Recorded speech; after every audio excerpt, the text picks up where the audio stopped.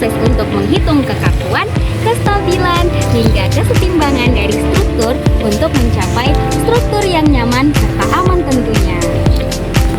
Analisis struktur terbagi dua.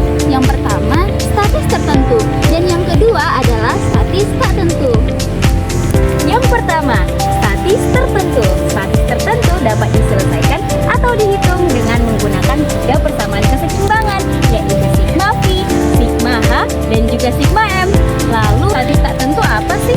Nah, statis tak tentu adalah struktur yang tidak bisa kita analisis atau kita hitung hanya dengan tiga persamaan keseimbangan saja.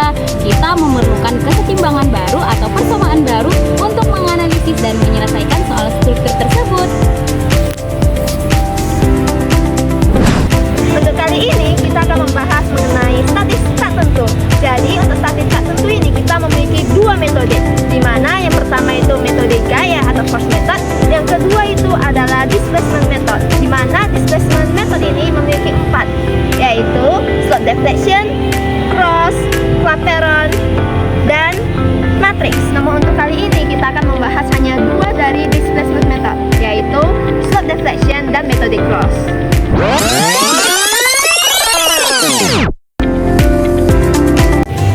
Balok adalah elemen struktur yang berfungsi untuk menyalurkan beban ke kolom. Di balok ini kami menggunakan dua metode. Yang pertama adalah metode gaya, yaitu consistent deformation, dan yang kedua adalah metode slope deflection. Metode gaya, langkah-langkah menyelesaikan menggunakan metode gaya.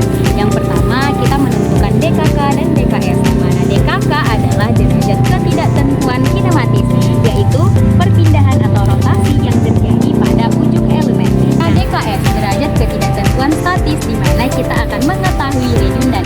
Redundan adalah reaksi atau gaya yang berlebih yang terjadi pada elemen atau struktur. Setelah itu, kita akan menentukan redundannya, lalu membuat struktur dasar khusus statik. Selanjutnya, menghitung defleksi akibat beban nyata, lalu koefisien fleksibilitas, kemudian menyusun persamaan kompatibilitas, kemudian lagi adalah untuk menyelesaikan gaya redundan dan mencari reaksi-reaksi perletakan, sehingga kita juga mendapatkan gaya-gaya dalam, lalu gambar grafiknya. Berikut contoh perhitungannya.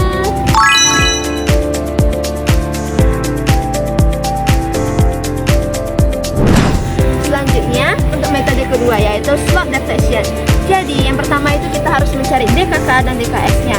Kemudian kita mencari fix and moment, lalu kita masukkan ke dalam persamaan slot deflection. Setelah masukin ke dalam persamaan slot deflection, kita menggunakan persamaan kesetimbangan pada setiap join untuk menyelesaikan persamaan yang tadi, sehingga kita bisa mendapatkan nilai rotasi maupun perpindahannya. Setelah kita mendapatkannya, kita akan memasukkannya itu ke dalam persamaan momen yang tadi. Setelah kita masukin ke persamaan momen yang tadi, kita mendapatkan nilai momennya. Setelah mendapatkan momen, kita akan mencari nilai reaksinya. Setelah mencari reaksi, kita sudah bisa menggambarkan diagramnya. Berikut contoh perhitungannya.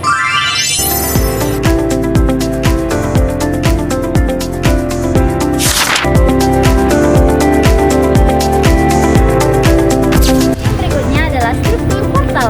Nah, struktur portal itu adalah struktur yang terdiri dari minimal satu elemen balok dan satu elemen kolom.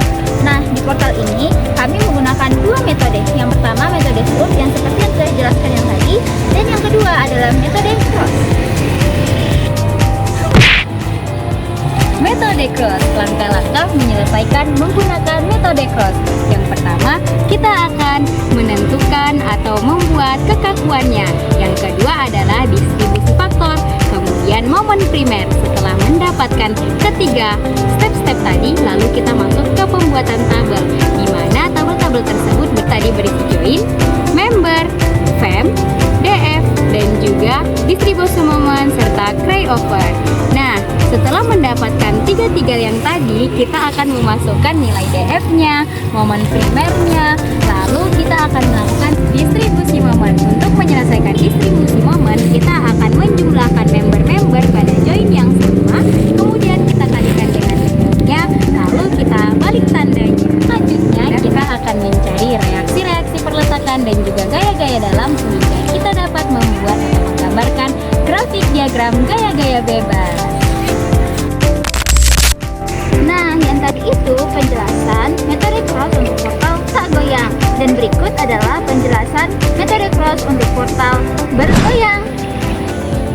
Nah, untuk portal yang bergoyang metode crossnya, caranya itu yang pertama kita buat superposisikan dulu, dimana yang nanti akan ada yang nyata sama ada yang maya. Dimana yang nyata itu nanti kita akan taruh satu tumpuan, dan yang di maya kita akan tampilkan satu beban sehingga saling mentiadakan.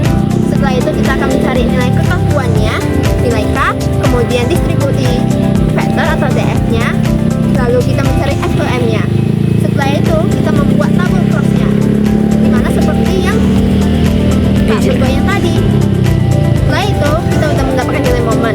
Kita mencari nilai reaksi horizontal. Setelah itu kita melakukan sigma horizontal untuk mendapatkan nilai dari R si tumpuan.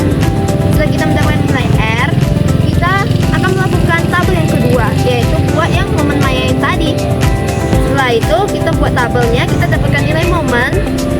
Habis itu kita akan mencari nilai reaksi horizontalnya lagi dengan menggunakan momen yang kedua tadi.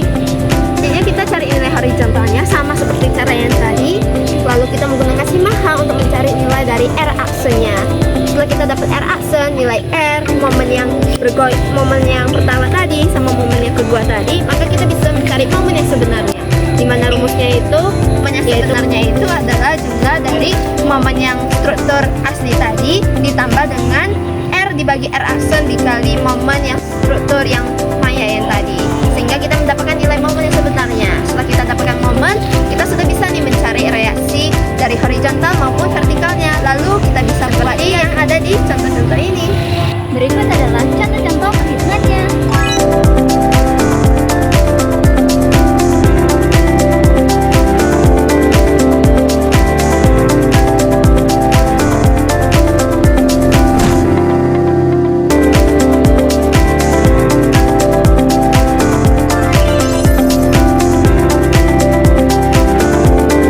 Sekian video penjelasan dari kami, dan sampai jumpa di lain waktu.